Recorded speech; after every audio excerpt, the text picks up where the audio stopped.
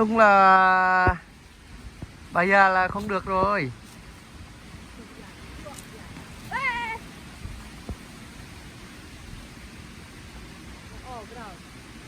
Nhanh, từ từ.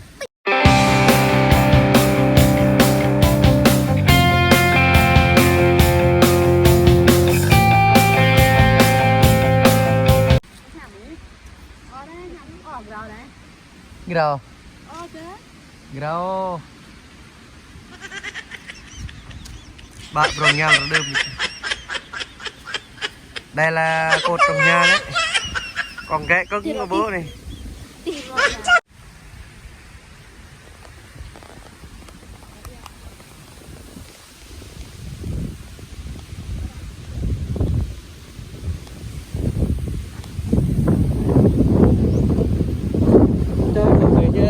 Ở đây là đất thoáng có đất, có thác đẹp, tuyệt đẹp luôn.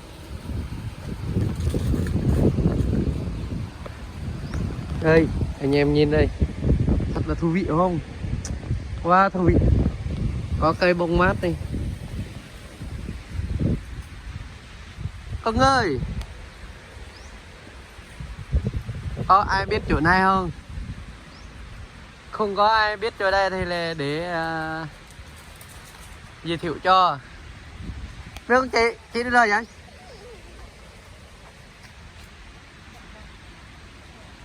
Đổ má chị kia.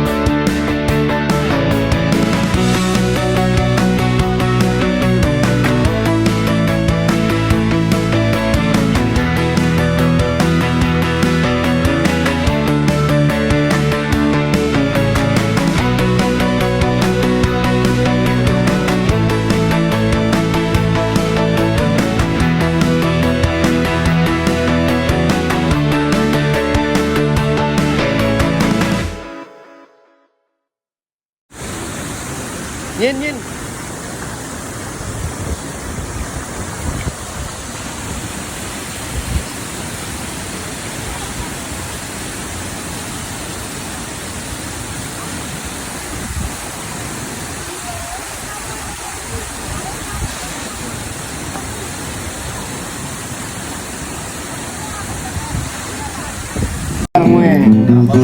thằng này nia nó ngọt của nè mà nó có thấy một phần nhịp rộng này như này mùi này mẹ đi khi mừng ha là cái thôi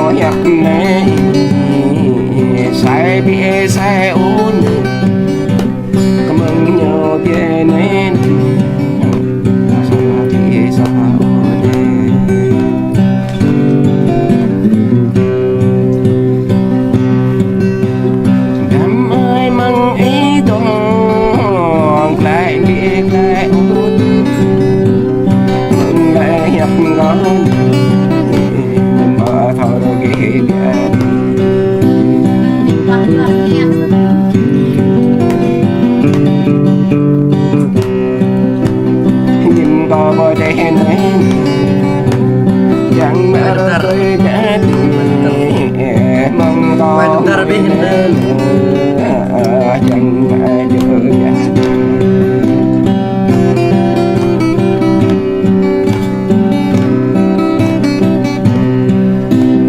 giờ chắc nét rồi nói sang ta mới để ta sang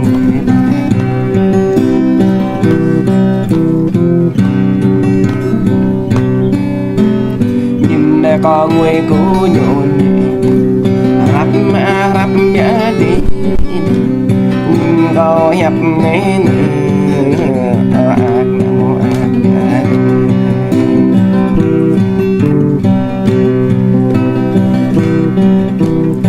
Apri kau biar gahalu lay jak Apre dem kau ni Apye dah tandir Nè qua cho nè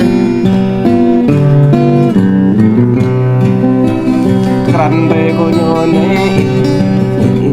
Jeng kau yak ayo jak Bút ăn này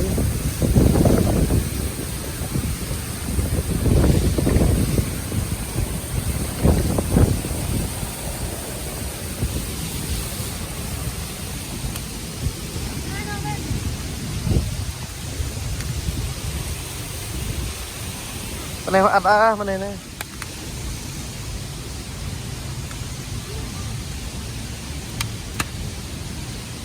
đi thôi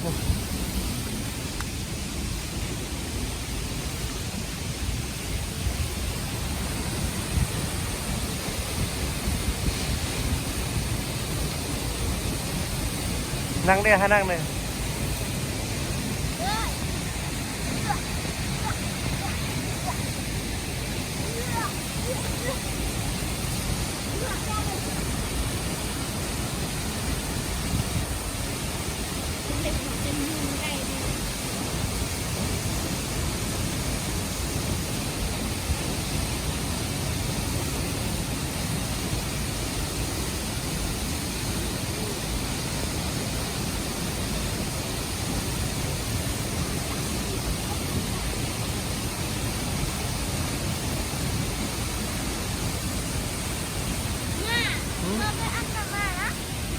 phần mỹ đây này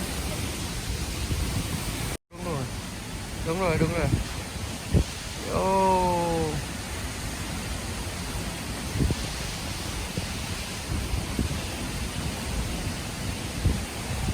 từ từ nha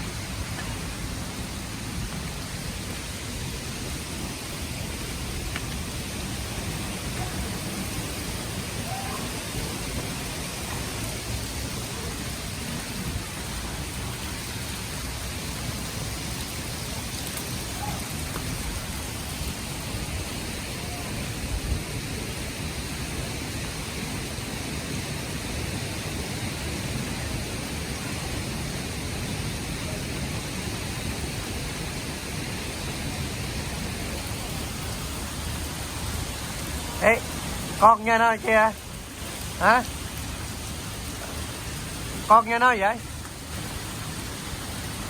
Ê, con nghe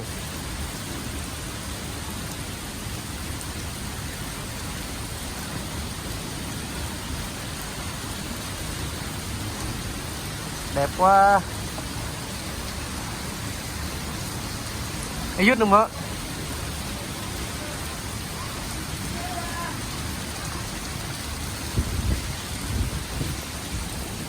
Tuh. Chụp bên này này, chụp ra thằng Vi chụp lên. Em ơi tôi rep bên này này Vi chụp ra đi. Đi bộ.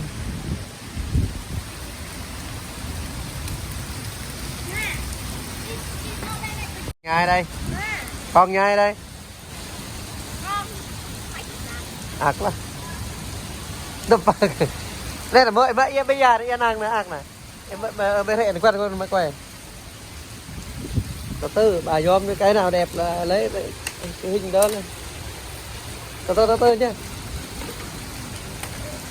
Đây là chỗ này nó đúc nó đẹp này. Đấy. Đẹp lắm mọi người ơi. Đi nó vào miêu vi đi. Ủa chè cho quay nhanh cái quay. Nữa mua nữa có cái gậy nhân viên ha nghĩ em bố.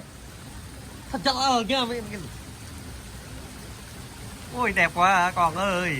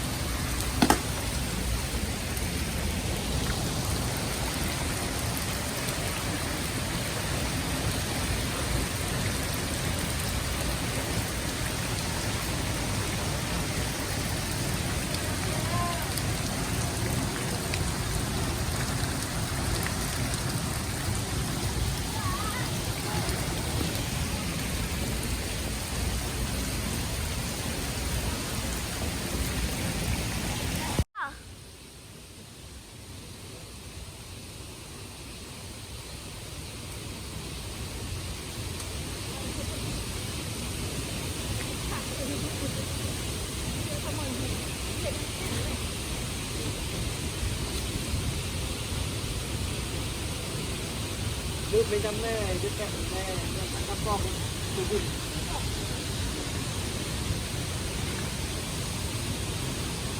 nhanh.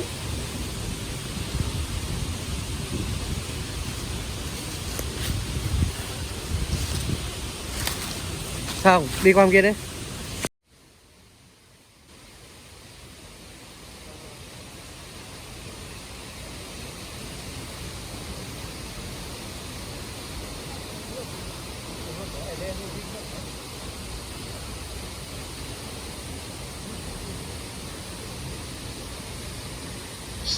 Đây.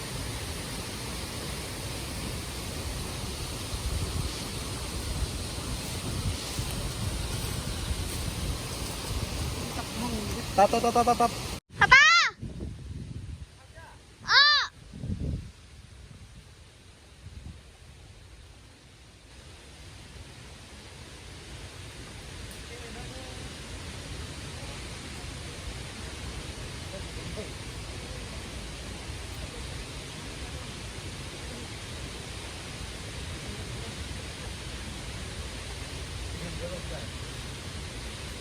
Đây nó vô cái này nó ra.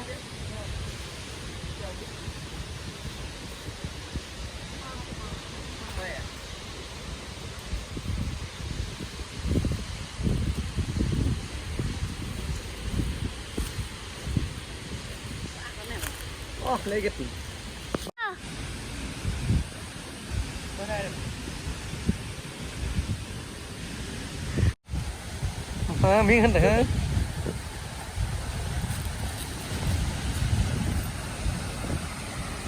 Nắp cái đây này. Coi. Coi đỡ này này.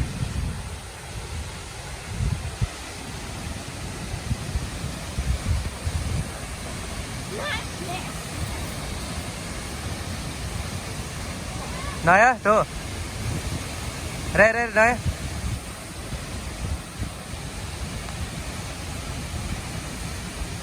Dạ. được rồi Mình quay được đây ạ. quay lại.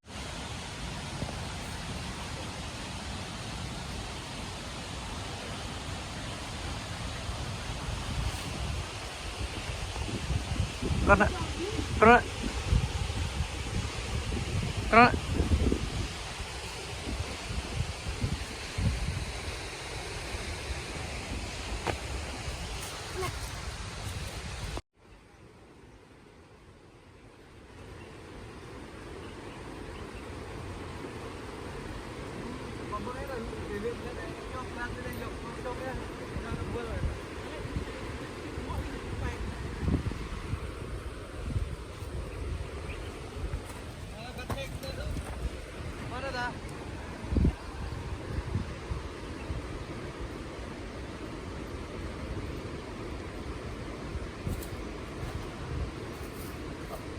anh Nguyên là nhiều cặp về một cái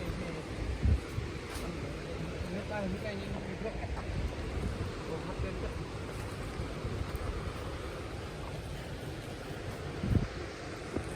đèn ra như lệ cái nào tôi gặp ra mà dưới đừng có đèn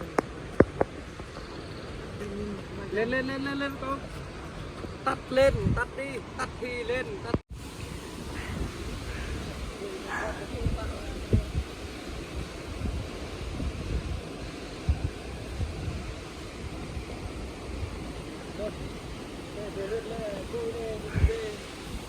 năm tỷ một viên đấy 5 tí rê ta hoa hay đập được. Tôi đi từ bếp.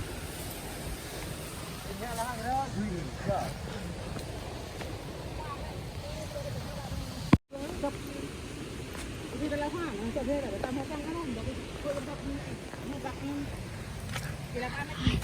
Có mà lại hạ nhu lại quản lý đi chăn nữa. cái lại như chọn qua ra thì lại hạ nhu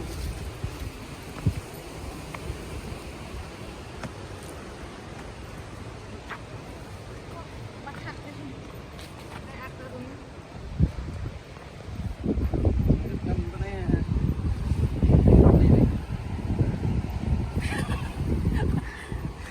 Được rồi, chị em phải